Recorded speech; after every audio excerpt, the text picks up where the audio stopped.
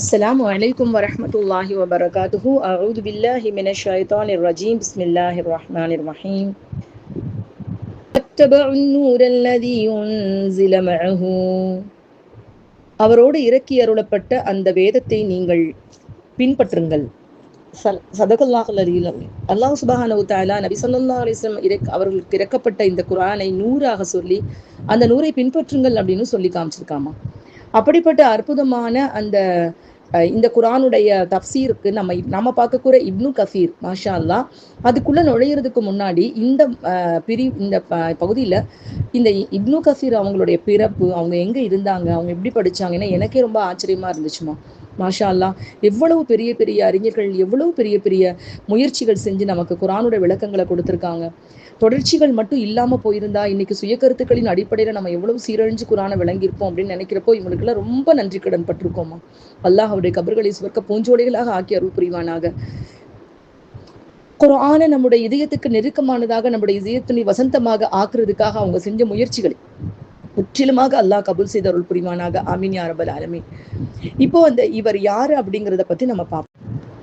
இப்னு Kathir ரஹிமஹுல்லாஹு an, இவங்களுடைய முழு பேரு இமாம் அல் ஹாஃபில் அபுல் ஃபிதா இமாதுத்தீன் இஸ்மாயில் பின் அபு ஹஃபீஸ் உமர் பின் கசீர் என்ற முழு பெயரை கொண்ட இவரோட முழு பேரு இதுதாமா. இமாம் அல் ஹாஃபில் அபுல் ஃபிதா இமாதுத்தீன் இஸ்மாயில் பின் அபு ஹஃபீஸ் உமர் பின் கசீர். இவங்க இன்னைக்கு இப்போ இருக்கக்கூடிய சிறிய நாட்டுல புஸ்ரா அப்படிங்கிற பகுதியில் இருக்கக்கூடிய மஜ்தல் அப்படிங்கிற கிராமத்துல கிபி 1300, அதாவது ஹிஜ்ரி படி பார்த்தா 700வது வருடத்துல பிறந்திருக்காங்க. இவருடைய தந்தை அவங்களுடைய கிராமத்துல வெள்ளிக்கிழமை அன்னைக்கு பயான் பண்ணக்கூடியவங்க, வெள்ளிக்கிழமைக்கு பிரச்சாரம் செய்யக்கூடியவராக இருந்திருக்காங்க. இருந்தாலும் இப்னு கசீர் அவங்களுக்கு 4 வயதாக இருக்கும் பொழுதே அவங்க வஃபாத் ஆயிட்டாங்க. இதுலயே ஒரு விஷயம் புரிஞ்சுக்க முடியுமா, இந்த பெரிய அறிஞர்களுடைய வாழ்க்கையை எடுத்து பார்த்தோம்னா இது தொடர்ச்சியா அவங்க முன்னோர்கள் தீன் விஷயத்துல ஏதாவது முயற்சி பண்ணிருக்காங்க நம்ம உணர்ந்து கொள்ள முடியும். இன்னைக்கு நாம இந்த முயற்சியை பண்ணோம்னா நம்ம வழியில நிச்சயமாக அல்லாஹ் தஆலா அப்படிப்பட்ட சிறப்பானவர்களை உண்டாக்குவான் இன்ஷா அல்லாஹ். இப்னு கசீர் ரஹ்மத்துல்லாஹி அலைஹி தன்னுடைய 5வது வயசுல தன் சகோதரரோட திமிஷ்க் இன்னைக்கு இருக்க டமாஸ்கஸ்ல குடியேறாங்க. அங்கதான் இப்னு கசீர் ரஹ்மத்துல்லாஹி அலைஹி அவங்க கல்வி பயில்றாங்கம்மா. சின்ன வயசுலயே அல் குர்ஆனை மனனம் செய்யறாங்க. இவங்களுக்கு கல்வி கொடுத்த ஆசிரியர்கள்ல ரொம்ப சிறப்பானவங்க இப்னு தைமியா ரஹ்மத்துல்லாஹி அலைஹி அவங்க மாஷா அல்லாஹ்.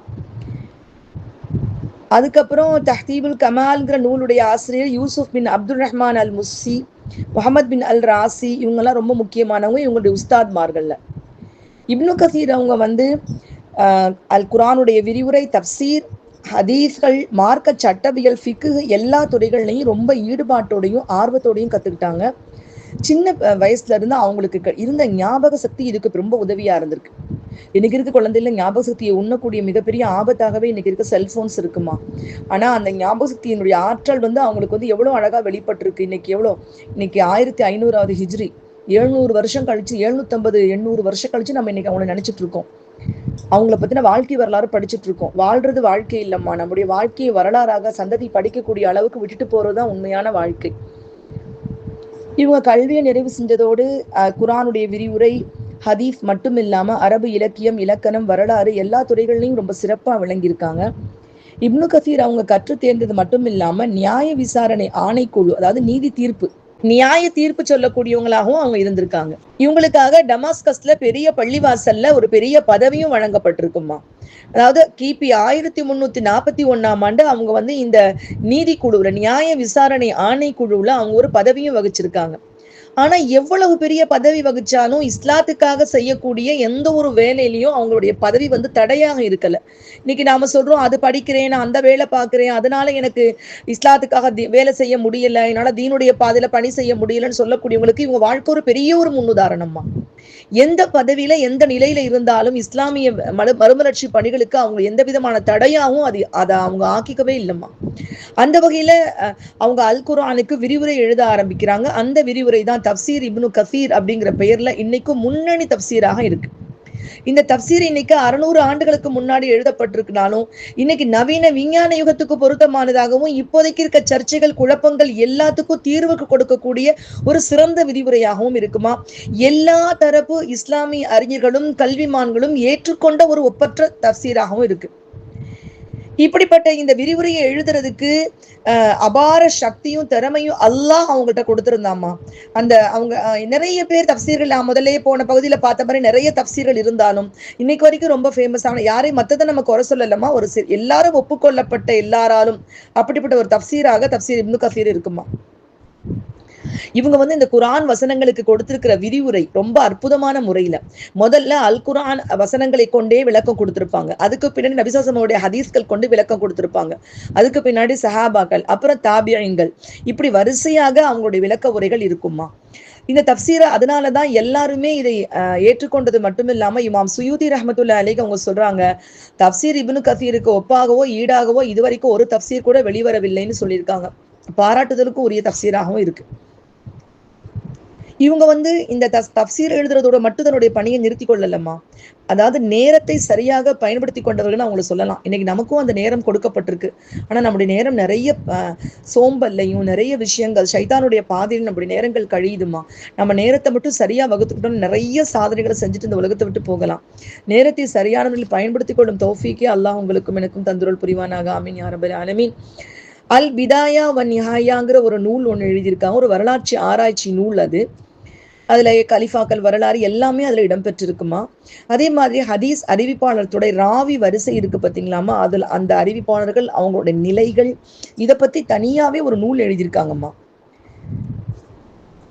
இதுல வந்து முஸ்னத் அஹ்மத், அப்புறம் சுனன், இந்த மாதிரி நபிமொழி தொகுப்புகள்ல இருந்து நிறைய ஹதீஸ்களை உள்ளடக்கி ஜாமிஉல் மகானித், இப்படிப்பட்ட பல நூல்கள் அவங்க எழுதியிருக்காங்கம்மா. ஃபதாயிலுல் குர்ஆன், முஸ்னது ஷைகான், அஷ்கரத்துன் நபவியா, அல் முகத்தமாத்துல், நிறைய புக் இந்த மாதிரி எழுதியிருக்காங்க. இன்னொரு சந்தோஷமான விஷயமா, இவங்க எழுதின அல் பிதாயா வ நிஹாயா அப்படிங்கிற கிதாப் வந்து நபிமார்கள் வரலாறுங்கிற பெயர்ல 2 பாகங்களாக தமிழ் மொழியிலையும் மொழிபெயர்க்கப்பட்டிருக்குமா. மாஷா அல்லாஹ். பல நூற்றாண்டுகளாக முன்னணியில திகழக்கூடிய அல் குர்ஆனுக்கு விரிவுரை எழுதக்கூடிய அந்த மாதிரி ஆய்வு நூல்களை எழுதுறது சாதாரண காரியம் இல்லை.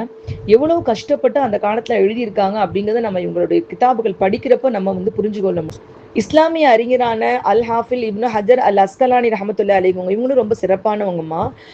அவங்களுடைய அத்-துருல் காமினா அப்படிங்கிற நூல்ல இப்னு கசீர் அவங்களுடைய ஹதீஸ் மூல பாடங்களையும் அவங்க எப்படிப்பட்டவங்கன்னா அதனுடைய ஹதீஸினுடைய அடிப்படை பாடங்கள், அறிவிப்பாளர் தொடர்களை நல்லா ஆராய்ச்சி பண்ணவங்க, ரொம்ப நினைவாற்றல் மிக்கவங்க. அவங்களுடைய நூல்கள் அவங்க காலத்திலே ரொம்ப பிரபல்யம் அடைஞ்சிருக்குதுமா. அவங்க மரணத்துக்கு பின்னரும் அதனால பல பேர் பயனடைஞ்சு வந்திருக்காங்க அப்படின்னு சிறப்பிச்சு சொல்லியிருக்காங்க. நான் ஏன் இதெல்லாம் சொல்றேன்னா, அது நமக்கு ஆச்சரியமா இருக்குமா. ஒரு 800 வருஷங்களுக்கு முன்னாடி எந்த விதமான நெட் கிடையாது, எந்த விதமான விஷயங்களும் இல்லாம இருக்கக்கூடிய இப்ப மாதிரி நிறைய பிரிண்டர்ஸ், புக் அடிக்கிறதுக்கு அந்த மாதிரி பெரிய வசதிகள்லாம் இருக்க சான்ஸ் இல்லை. ஆனா எவ்வளவு பெரிய தியாக மனப்பான்மையோட அவங்க செயல்பட்டு இருந்தா இன்னைக்கு நாம அதை பிரிண்டா எடுத்து நம்ம படிச்சுட்டு இருக்கோம்னு சொன்னா பாருங்கம்மா. அல்ஹம்துலில்லாஹ், அல்ஹம்துலில்லாஹ். இன்னொரு அறிஞரான அபுல் அல் ஹாஃபில் அத்-தஹவி ரஹ்மத்துல்லாஹி அலைஹி சொல்றாங்க, இப்னு கசீர் அவங்க ஒரு இமாமாக, மார்க்க சட்ட அறிஞராக, ஹதீஸ் துறை வல்லுநராக, அல் குர்ஆனுடைய விரிவுரையாளராக, சிறந்த நூல்களுடைய ஆசிரியராக, இப்படி பல்துறை மேதையாக திகழ்ந்திருக்காங்க அப்படின்னு சொல்றாங்க.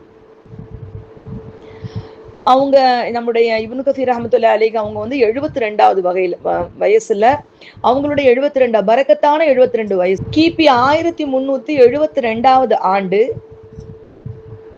ஹிஜ்ரில பார்க்க போனா 774வது வருஷம் ஷாபான் மாதம் 26வது நாள் வஃபாத் ஆயிருக்காங்க. இன்னா லில்லாஹி வ இன்னா இலைஹி ராஜிஊன். பிறக்கிறதும் மௌத்தாகிறதும் எல்லாருடைய வாழ்க்கையும் நடக்கிறதுமா. ஆனா பிறப்புக்கும் இறப்புக்கும் இடைப்பட்ட வாழ்க்கையை வந்து வரலாறாக ஆக்குறது அப்படிங்கிறது எல்லாரும் செய்ய முடியாது. செய்யறதுக்கு முயற்சியாவது பண்ணணும் நம்ம நியத் பண்ணிக்குவோம் இன்ஷா அல்லாஹ். தன்னுடைய 72 வயசு அந்த வாழ்வு காலத்துல இஸ்லாமிய அறிவியல் சிந்தனை மேம்பாட்டுக்காக அவங்க கொடுத்த அந்த பங்களிப்பு 600 வருஷங்களுக்கும் மேலா இன்னைக்கு உலகத்துல நிலை பெற்று சமுதாய மறுமலர்ச்சிக்காக ஒரு பெரிய பங்களிப்பை செஞ்சுட்டு இருக்குமா. அல்லாஹ் சுப்ஹானஹு வ தஆலா அவருடைய கபரை சொர்க்க பூஞ்சோலியாக ஆக்கி அருள் புரிவானாக. ஆமீன் யா ரப்பல் ஆலமீன். அவர்களுடைய சொற்களிலிருந்து உள்ளத்திற்கு தேவையான நல்ல மருந்துகளை நாம் ஏற்றுக்கொள்ளக்கூடிய தௌஃபீக்கையும் அல்லாஹ் நமக்கு தந்தருள் புரிவானாக. ரப்பி ஷ்ரஹ் லி ஸத்ரி வ யஸ்ஸிர் லி அம்ரி வஹ்லுல் உக்ததம் மின் லிசானி யஃப்கஹு கௌலி. ரப்பி ஸித்னி இல்மா. ஸல்லல்லாஹு அலா முஹம்மத் ஸல்லல்லாஹு அலைஹி வஸல்லம். ஸல்லல்லாஹு அலா முஹம்மத் ஸல்லல்லாஹு அலைஹி வஸல்லம். ஸல்லல்லாஹு அலா முஹம்மத். யா ரப்பி ஸல்லி அலைஹி வஸல்லம். அஸ்ஸலாமு அலைக்கும் வ ரஹ்மத்துல்லாஹி வ பரகாத்துஹு.